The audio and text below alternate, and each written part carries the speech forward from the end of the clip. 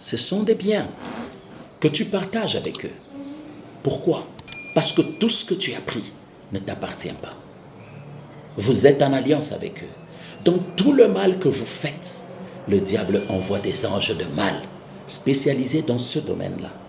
Et ensemble, vous volez.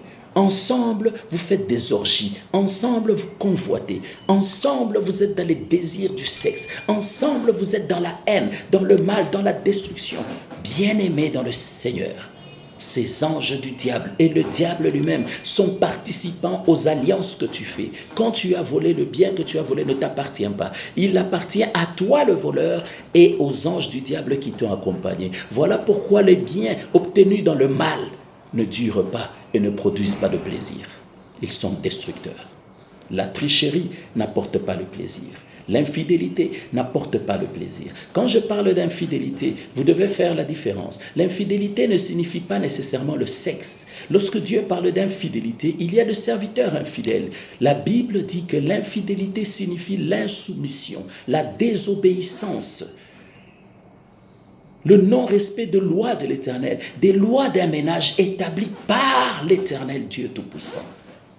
Faites cette différence et cette nuance, s'il vous plaît. C'est pour cela que vous verrez, même lorsqu'il y a un pillage, vous trouverez une personne de ma masse qui prend un congélateur de 500 litres chargé des biens sur son dos. Il peut partir de Bandal, de la ville, jusqu'à Bandal. S'il vous plaît, quelle énergie! Ça a souvent étonné les gens à chaque fois qu'on a eu des pillages dans cette ville. Vous êtes sûr qu'il l'a fait seul? Mais s'il a cette énergie, comment est-ce que le lendemain, juste pour pousser le congélateur, que ça laisse un espace à la porte, il en est incapable?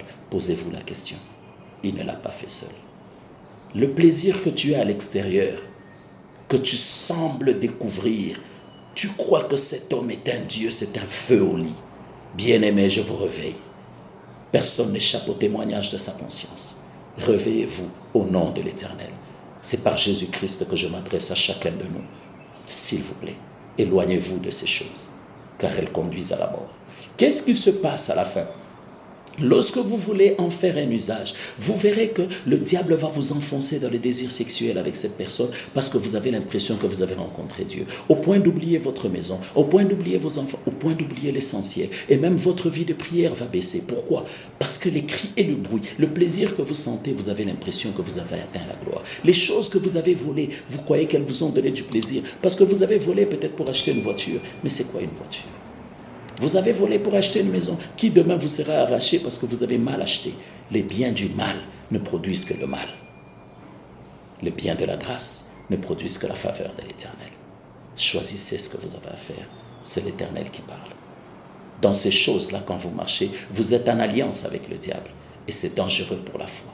C'est dangereux pour l'Église. Ces choses sont entrées dans l'Église. Les gens ont mis les désirs de la chair au-dessus des désirs de l'esprit. Le message de l'Évangile n'atteint plus les cœurs. Or, la Bible déclare, lorsque Jean a entendu parler du Seigneur, il a vu le Seigneur, il a baptisé le Seigneur. La colombe qui avait quitté l'arche de Noé avec la feuille d'olivier est descendue sur le Fils de l'homme. Et le ciel a ouvert sa bouche pour dire, voici mon Fils bien-aimé, en qui j'ai mis toute mon affection. Écoutez-le. Même Jean-Baptiste ne savait pas que la quantité d'eau qu'il prenait dans sa main avait le pouvoir d'ouvrir la porte du ciel et la bouche du ciel pour qu'elle s'adresse. Moi, je dis à quelqu'un ce matin, le ciel peut encore parler en ta faveur. Mais le message que je t'ai amené aujourd'hui, c'est pourquoi laisses-tu le diable porter ton manteau et t'accuser dans la présence du Seigneur. Lorsque le désir de la chair prend prédominance, le diable vous encourage dans ces choses. Il vous accompagne, il envoie ses anges, vous augmentez le plaisir. Ces choses-là vous éloignent de la face du Seigneur. Le diable prend plaisir parce qu'il est patient.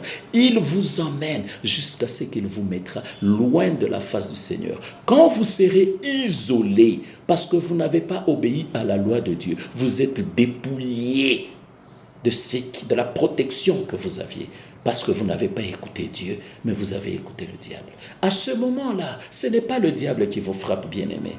Faites une nuance et méditons, prions bien. Ce n'est pas le diable qui nous frappe, c'est Dieu qui nous frappe. Pourquoi? Parce qu'à ce moment-là, quand le diable a réussi à vous convaincre du mal, vous en réjouir et vous éloigner de la face du Seigneur, il est sûr que vous êtes loin de la face de Dieu. Le diable vous fait porter le manteau du mal qui lui représente, et il porte votre manteau, qui est le manteau de la vérité, le manteau de la repentance, le manteau du pardon. Couvert de ce manteau, lorsqu'il monte vers les seigneurs, le diable ne va pas mentir, parce qu'avec les mensonges, aucune porte du ciel ne lui sera ouverte. Le diable porte la vérité et il arrive devant l'Éternel, devant ses anges. Il humilie ton Dieu en lui disant, mais voilà ton serviteur en qui tu as mis toute ta confiance. Voilà ton racheté en qui tu as cru. Regarde dans quoi il est.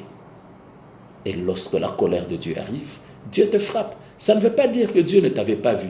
Dieu t'a vu. Mais Dieu attend de toi la repentance. Car la Bible déclare, pour tout celui qui tombe dans le péché, s'il se relève, il est digne du royaume. Pas si on le relève, si il se relève. C'est-à-dire, c'est ta part. Et la Bible va plus loin et dit, celui qui s'humilie et revient de ses mauvaises voies, se repent de son péché, à l'instant, moi l'Éternel son Dieu, je suis juste et bon pour pardonner son péché et n'en garder aucun souvenir. Alors bien-aimé, Dieu est capable de pardonner. Quitte cette alliance avec le diable, parce que s'il t'isole, c'est Dieu qui te frappera. Vous avez pris la nature de dire, le diable a frappé, le diable a fait, non. Le diable est malin et rusé. Le diable te met dans une condition où Dieu va te frapper. Celui qui frappe, c'est l'Éternel parce que tu as péché. Alors, bien-aimés, quittons le péché. Revenons au premier amour. Revenons à l'Éternel Dieu qui a besoin de nous. Revenons à l'Éternel qui a donné Jésus-Christ en sacrifice à la croix pour notre salut. Aujourd'hui, si Dieu n'est plus appelé le Dieu d'Israël, mais le Dieu des nations, si le Dieu d'Abraham est appelé le Dieu de Cyril, est appelé le Dieu de Pamela, est appelé le Dieu de Lydia, est appelé le Dieu de Joe, le Dieu de Christian, le Dieu de Doudou, d'Olivier, de Serge et de Mamie, Dieu, le Dieu de mes enfants, le Dieu de ma postérité, le Dieu des générations. C'est à cause du sacrifice de la croix. C'est à cause du sang qui a coulé de Gethsémane à la croix. Alors, bien-aimés, réveillez-vous, revenez au premier amour. Retirez votre manteau que vous avez donné au diable pour qu'il n'ait pas accès dans la présence de Dieu. Si à un être humain, il est autant difficile d'accéder au ciel comme faire passer une vache par le trou d'une aiguille, bien-aimé, préservez ce que Dieu vous a donné. Dieu nous a donné son esprit, et son esprit a des missions en nous. Nous enseigner, nous justifier, nous consoler et nous faire marcher dans la crainte de l'Éternel. Alors, devant quelque situation que ce soit, ne te justifie pas. Et remarque bien, chaque fois que tu essaies de te justifier, tu perds la raison, parce que c'est la mission du Saint-Esprit. On n'aide pas Dieu. Laisse le Saint-Esprit te justifier. Laisse le Saint-Esprit t'enseigner. Laisse le Saint-Esprit te consoler. Et laisse le Saint-Esprit te faire marcher dans la crainte de l'Éternel. Et tu verras la gloire de Dieu. Tel est le message que j'ai ce matin. Celui qui l'a compris, qu'il bénisse l'Éternel. Car il est écrit, le jour où tu entends le message de l'Éternel, ne dis pas que ce n'est pas ton jour. Parce que ce n'est pas toi qui décides si c'est ton jour ou pas. Ce que tu as à faire, fais-le avec force. Car c'est ton jour aujourd'hui. Que Dieu bénisse son peuple et qu'il vous accorde sa miséricorde. Au nom de Jésus-Christ. Amen.